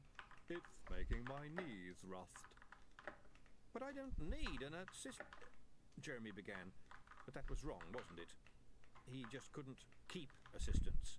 They always left within a week. "Morning, sir," said a cheery voice. Another cart had pulled up.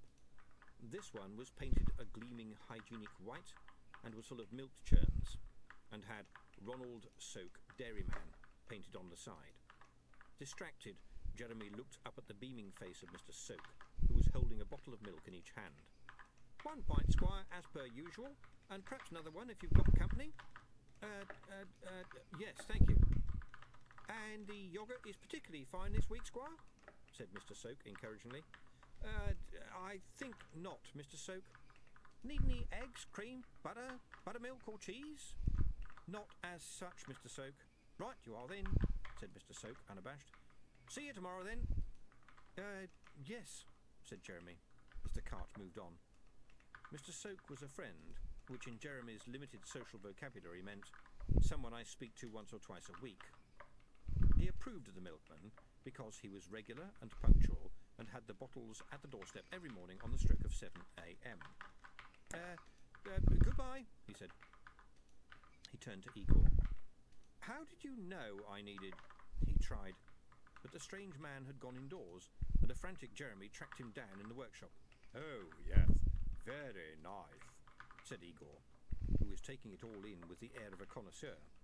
"That's a Turnbull Mark III micro lathe, isn't it? I saw that in their catalogue. Very nice indeed." "I didn't ask anyone for an assistant," said Jeremy. "Who sent you?"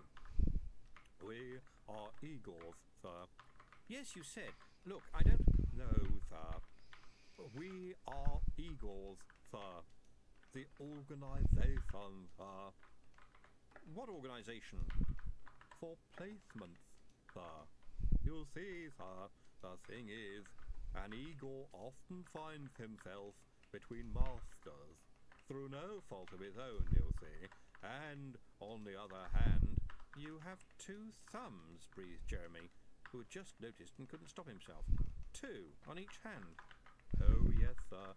Very handy," said Igor, not even glancing down. "On the other hand, there is no shortage of people wanting an eagle, though my Aunt Igorina runs our select little agency." "For lots of eagles?" said Jeremy. "Oh, there's a fair number of us. We're a big family." Igor handed Jeremy a card. He read, "We are Eagles. A spare hand when needed. The Old Rathaus, Bart Schuschein, Sea-Mail, Yes Master, Uberwald." Jeremy stared at the semaphore address. His normal ignorance of anything that wasn't to do with clocks did not apply here. He'd been quite interested in the new cross-continent semaphore system after hearing that it made quite a lot of use of clockwork mechanisms to speed up the message flow. So you could send a Klax message to hire an Igor. Well, that explained the speed at least. Rathaus, he said. That means something like a council hall, doesn't it? Normally, sir. Normally, said Igor reassuringly. Do you really have semaphore addresses in Uberwald? Oh, yes. We are ready to grasp the future with both hands, sir. And 4 thumbs. Yes, sir. We can grasp like anything.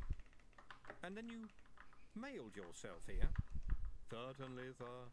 We Eagles are no strangers to discomfort. Jeremy looked down at the paperwork he'd been handed, and a name caught his eye. The top paper was signed, in a way at least. There was a message in neat capitals, as neat as printing, and a name at the end. He will be useful, Lejean. He remembered. Oh, Lady Lejean is behind this. She had you sent to me. That's correct, sir.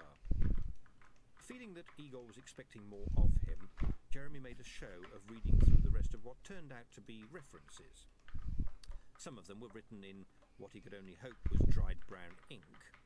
One was in crayon, and several were singed around the edges. They were all fulsome. After a while, though, a certain tendency could be noted amongst the signatories. This one is signed by someone called Mad Dr. Scoop, he said. Oh, he wasn't actually named Mad, sir. It was more like a nickname, as it were. Was he mad, then? Who can say, sir? Said Igor calmly. And crazed Baron Ha-Ha, it says under reason for leaving that he was crushed by a burning windmill. Case of mistaken identity, sir. Really? Yes, sir. I understand the mob mistook him for screaming Dr. Berserk, sir. Oh. Ah, yes. Jeremy glanced down. Who you also worked for, I see. Yes, sir. And who died of blood poisoning? Yes, sir. Caused by a dirty pitchfork.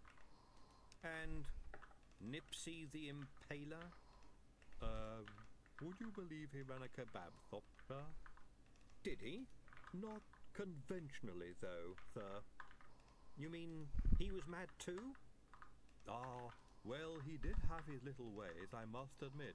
But an Igor never passes judgment on his master or mistress, sir. That is the code of the Igors, sir, he added patiently. It would be a funny old world if we were all alike, sir. Jeremy was completely baffled as to his next move. He'd never been very good at talking to people, and this, apart from Lady Lejean and a wrangle with Mr. Soak over an unwanted cheese, was the longest conversation he'd had for a year. Perhaps it was because it was hard to think of Igor as coming under the heading of people. Until now, Jeremy's definition of people had not included anyone with more stitches than a handbag. I'm not sure I've got any work for you, though, he said. I've got a new commission, but I'm not sure how... Anyway, I'm not insane. That's not compulsory. I've actually got a piece of paper that says I'm not, you know. Well done, sir. Not many people have one of those. Very true, sir. I take medicine, you know. Well done, sir, said Igor. I'll just go and make some breakfast, shall I? While you get dressed, master. Jeremy clutched at his damp dressing gown. I'll be down shortly, he said, and hurried up the stairs.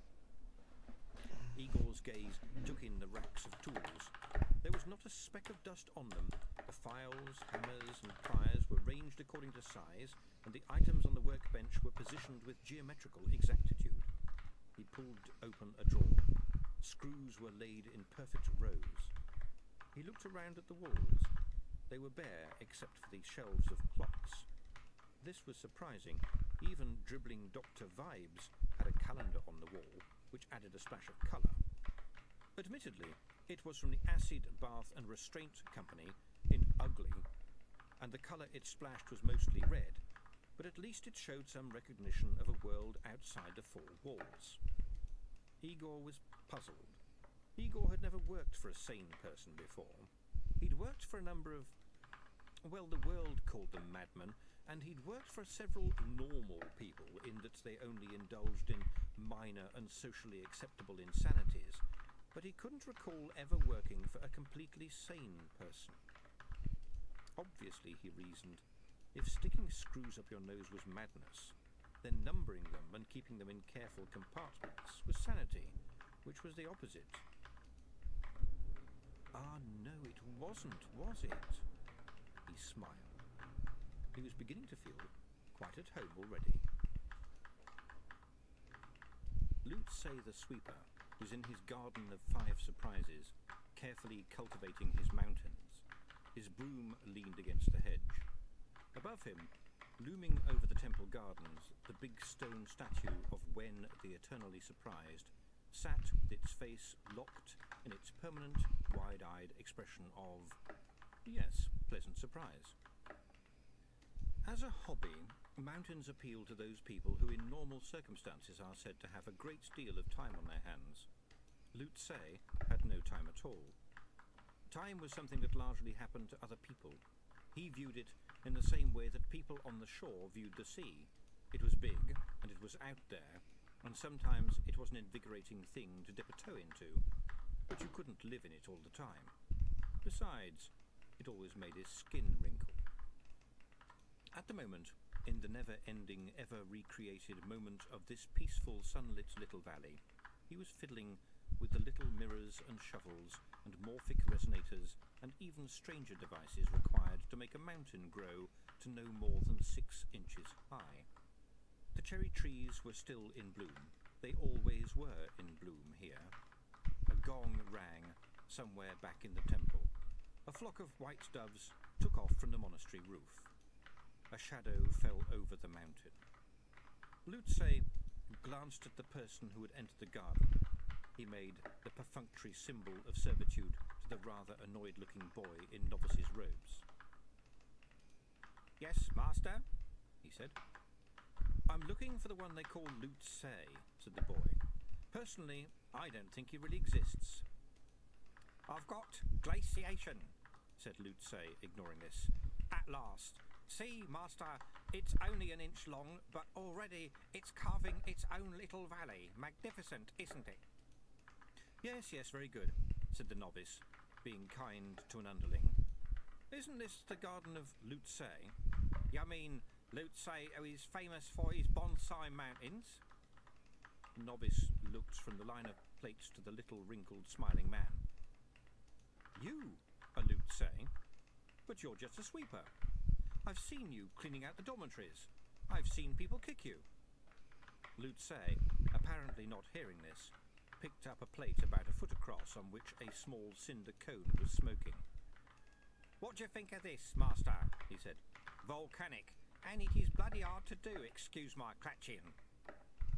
The novice took a step forward and leaned down and looked directly into the sweeper's eyes.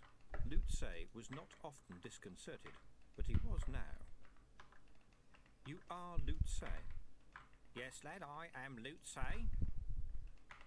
The novice took a deep breath and thrust out a skinny arm. It was holding a small scroll.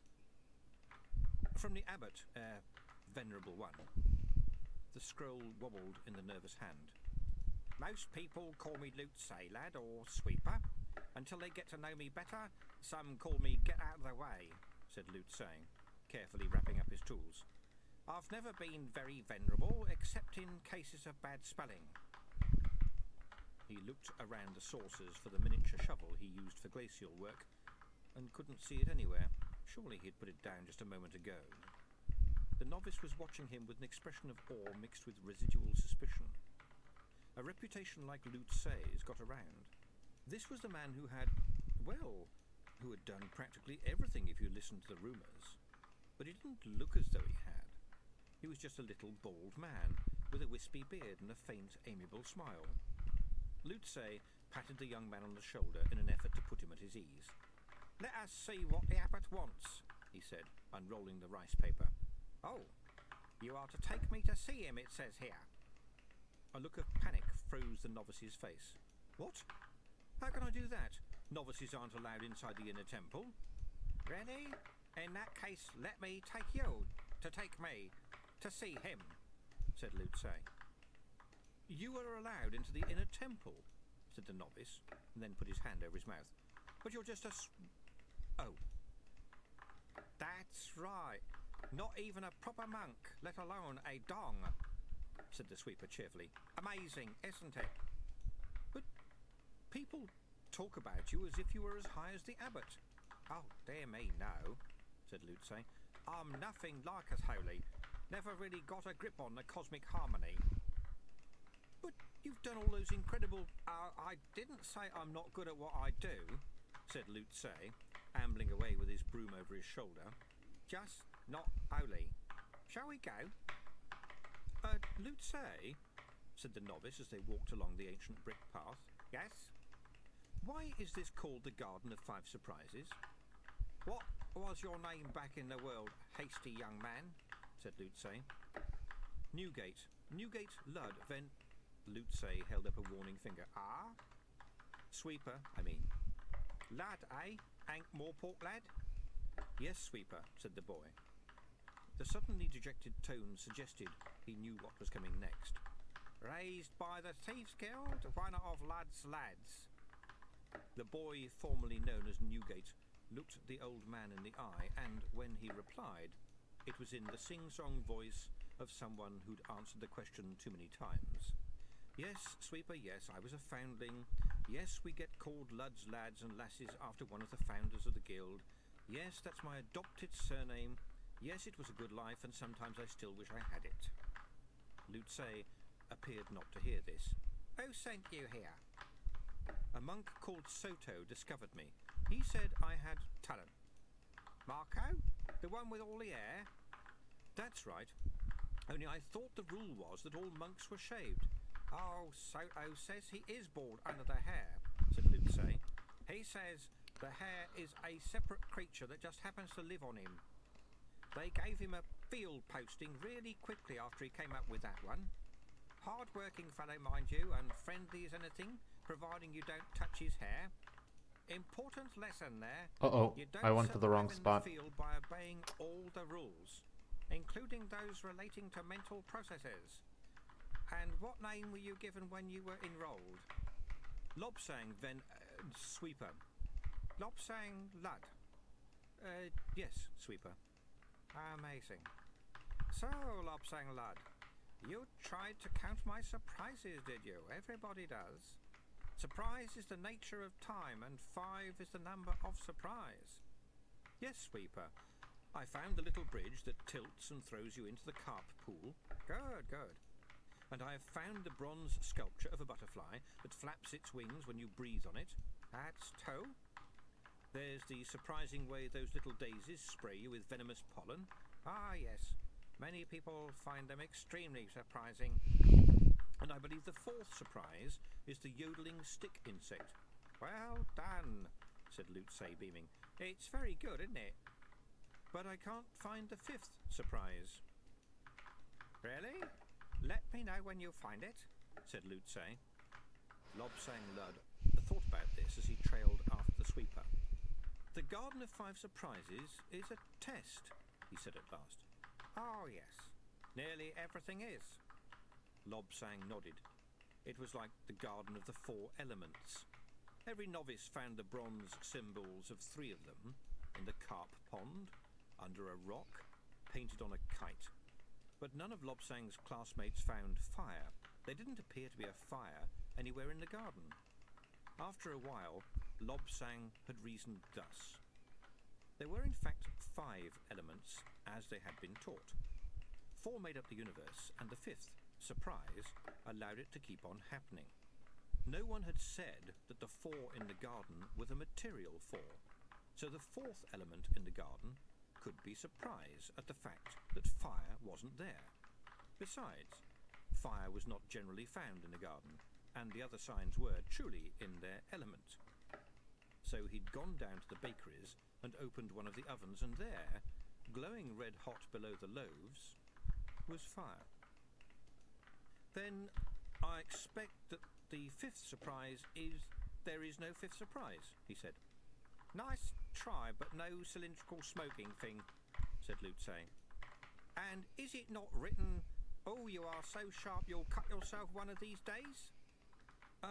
I haven't read that in the sacred texts yet, Sweeper, said Lobsang uncertainly. No, you wouldn't have, said Lutze. They stepped out of the brittle sunlight into the deep cold of the temple and walked on through ancient halls and down stairways cut into the rock. The sound of distant chanting followed them. Lutze, who was not holy and therefore could think unholy thoughts, occasionally wondered whether the chanting monks were chanting anything or were just going, ah, ah, ah. You could never tell with all that echo.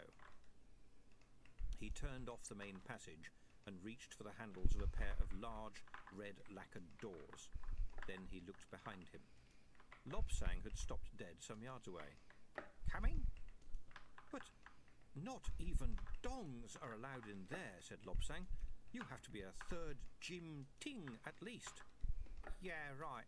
It's a shortcut. Come on, it's drafty out here. With extreme reluctance, expecting at any moment the outraged scream of authority, Lobsang trailed after the sweeper. And he was just a sweeper. One of the people who swept the floors and washed the clothes and cleaned the privies. No one had ever mentioned it.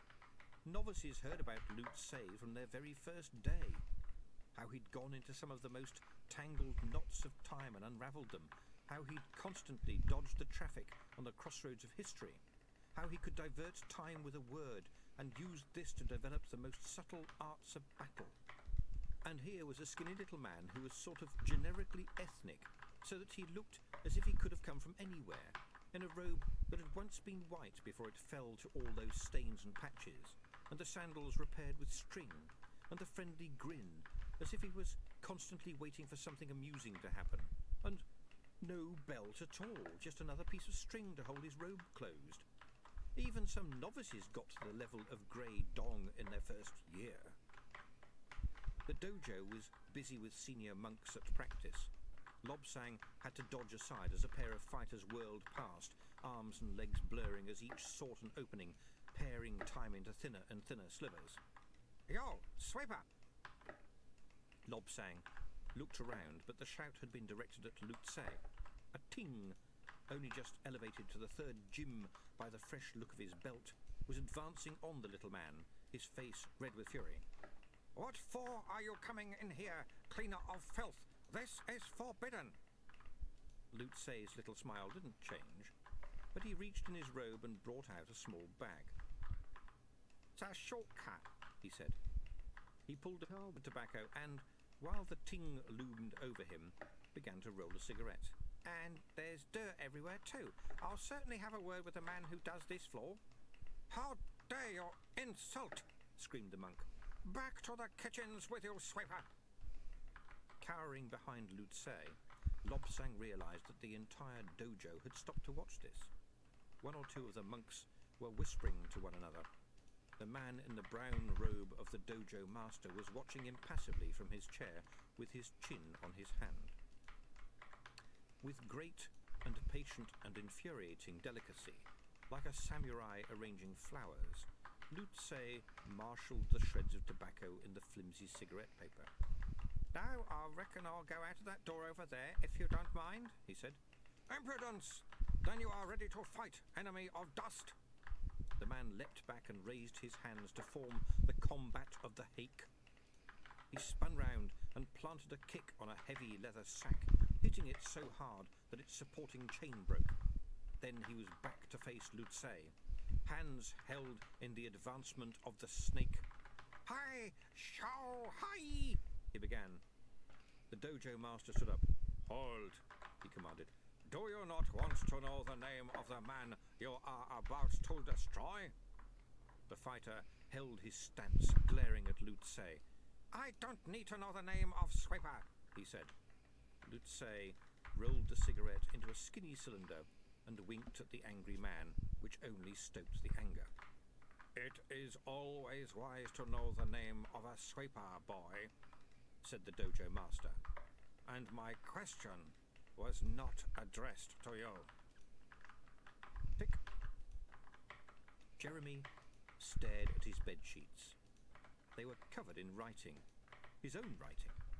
It trailed across the pillow and onto the wall. There were sketches, too, scored deeply into the plaster. He found his pencil under the bed. He'd even sharpened it. In his sleep, he'd sharpened a pencil. And by the look of it, he'd been writing and drawing for hours, trying to draw a dream. With, down one side of his eiderdown, a list of parts. It had all made absolute sense when he'd seen it, like a hammer or a stick or Wheelbright's gravity escapement. It had been like meeting an old friend, and now he stared at the scrawled lines. He'd been writing so fast he'd ignored punctuation, some of the letters too, but he could see some sense in there.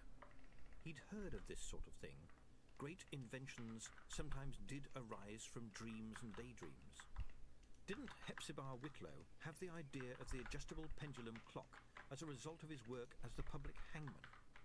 Didn't Wilframe Balderton always say that the idea for the fishtail escapement came after he'd eaten too much lobster? Yes, it had all been so clear in the dream. By daylight it needed a bit more work. There was a clatter of dishes from the little kitchen behind his workshop. He hurried down, dragging the sheets behind him. "I usually have," he began. "Toast, sir," said Igor, turning away from the range. "Lightly browned, I suspect." "How did you know that?" "An Igor learns to anticipate, sir," said Igor. "What a wonderful little kitchen, sir. I've never seen a drawer marked spoons, which just had spoons in it." "Are you any good at working with glass, Igor?" said Jeremy, ignoring this. "No, sir," said Igor, buttering the toast. "You're not?" "No, sir. I am bloody amazing at it, sir. Many of my masters have needed special apparatus not readily obtainable elsewhere, sir. What was it you wanted?" "How would we go about building this?" Jeremy spread the sheet on the table. The slice of toast dropped from Igor's black-nailed fingers. "Is there something wrong?" said Jeremy. "I thought someone was walking over my grave, sir," said Igor, still looking shocked. You haven't actually ever had a grave, have you?" said Jeremy.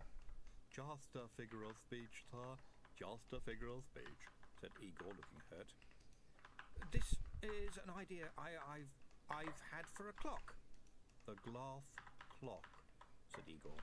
"Yes, I know about it. My grandfather Igor helped build the first one." "The first one? But it's just a story for children. And I dreamed about it and—" "Grandfather Igor always said there was something very strange about all that," said Igor. "The explosion and everything." "It exploded? Because of the metal spring?" "Not exactly an explosion," said Igor. "We're no strangers to explosions, sir, us Igors. It was very odd. And we're no strangers to odd either." "Are you telling me it really existed?" Igor seemed embarrassed about this. "Yes," he said. "And then again, no." "Things either exist or they don't," said Jeremy. "I am very clear about that. I have medicine." "It existed," said Igor. "And then, after it did, it never had. This is what my grandfather told me, and he built that clock with these very hands." Jeremy looked down. Igor's hands were gnarled, and now he came to look at them, had a lot of scar tissue around the wrists. "We really believe in heirlooms in our family," said Igor, catching Oh his gaze. shit, I'm out of runes. "Sort of hand-me-downs," said Jeremy. He wondered where his medicine was. "Very droll, sir," said Igor. "But Grandfather Igor always said that afterwards it was like a dream, sir." A dream? The worktop was different. The clock wasn't there. Demented Dr. Wingle, that was his master at the time, wasn't working on the glass clock at all, but on a way of extracting sunshine from oranges. Things were different, and they always had been, sir. Like it had never happened. But it turned up in a book for children. Yes, sir. Bit of a conundrum, sir. Jeremy stared at the sheet with its burden of scribbles. An accurate clock, that's all it was. A clock that would make all other clocks unnecessary, Lady Lejeune has said. Building a clock like that would mean the clockmaker went down in timekeeping history. True, the book had said that time had got trapped in the clock, but Jeremy had no interest whatsoever in things that were made up. Anyway, a clock that measured. Distance didn't get tangled up in a tape measure. All a clock did was count teeth on a wheel, or light. Light with teeth. He'd seen that in a dream. Light not as something bright in the sky, but as an excited line going up and down like a wave. Could you build something like this? He said. Igor looked at the drawings again. Yes, he said, nodding. Then he pointed to several large glass containers around the drawing of the central column of the clock. and I know what these are, he said. I imagined them as fizzing, said Jeremy. Very, very secret knowledge, those jars, said Igor, carefully ignoring the question. Can you get copper rods here, sir? In Ankh-Morpork, easily. And zinc? Lots of it, yes. Sulfuric acid? By the carboy, yes. I must have died and gone to heaven, said Igor. Just put me near enough copper and zinc and acid, sir, he said, and then we shall see sparks. My name, said Lutze, leaning on his broom as the irate Ting raised a hand, is Lutze. The dojo went silent. The attacker paused in mid-bellow. Oh, shit. The man did not move, but seemed instead to turn in on himself, sagging from the marshal's stance into a kind of horrified, penitent crouch. Lutze bent over and struck a match on his unprotesting chin. What's your name, lad? He said, lighting his ragged cigarette. His name is Mud Lutze, said the dojo master, striding forward. He gave the unmoving challenger a kick. Well, Mud, you know the rules. Face the man you have challenged or give up the belt. The figure remained very still for a moment, and then, cautiously, in a manner almost theatrically designed not to give offence, started to fumble with his belt. No, we don't need that, said Lutze kindly. It was a good challenge, a decent eye and a very passable high, I thought. Good martial gibberish all round, such as you don't often hear these days. And we would not want his trousers falling down at a time like this, would we? He sniffed and added, especially at a time like this. He patted the shrinking man on the shoulder. Just you recall the rule your teacher here taught you on day one, eh? And why don't you go and clean yourself up? I mean, some of us have to tidy up in here. Then he turned and nodded to the dojo master. While I am here, master, I should like to show young Lobsang the device of erratic balls.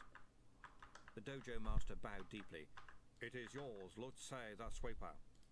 As Lobsang followed the ambling Lutze, he heard the dojo master, who like all teachers never missed an opportunity to drive home a lesson, say, Dojo, what is rule 1? Even the cowering challenger mumbled along to the chorus, Do not act incautiously when confronting little, bald, wrinkly, smiling men. Good rule, rule 1, said Lutze, leading his new acolyte into the next room. I have met many people who could have aided it to good advantage. He stopped, without looking at Lobsang Lud, and held out his hand. And now, if you please, you will return the little shovel you stole from my pocket when we first met. But I came nowhere near you, master. Lutzay's smile did not flicker. Oh, yes, that is true. My apologies. The ramblings of an old man. Is it not written, I'd forget my own head if it wasn't nailed on? Let us proceed. The floor in here was wood, but the walls were high and padded. There were reddish-brown stains here and there. We have one of these in the novice's dojo, Sweeper, said Lobsang. But the balls in that are made of soft leather, yes?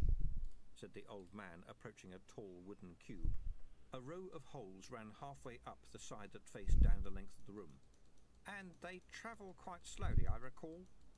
Yes, said Lobsang, watching him pull on a very large lever. Down below there was the sound of metal on metal, and then of urgent gushing water. Air began to wheeze from joints in the box. These are wooden, said Lutzay calmly. Catch one. Something touched Lobsang's ear, and behind him the padding shook as a ball buried itself deeply and then dropped to the floor.